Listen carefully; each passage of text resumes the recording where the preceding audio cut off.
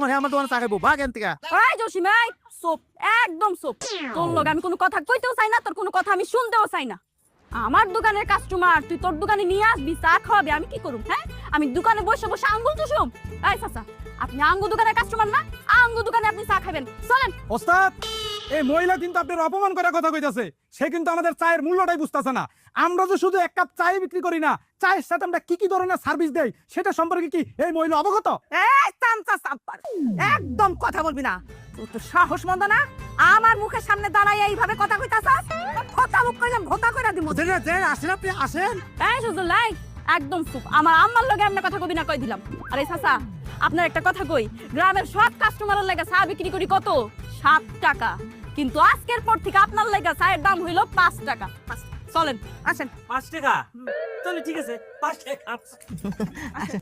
60 টাকা 60 টাকা কিসের চাই?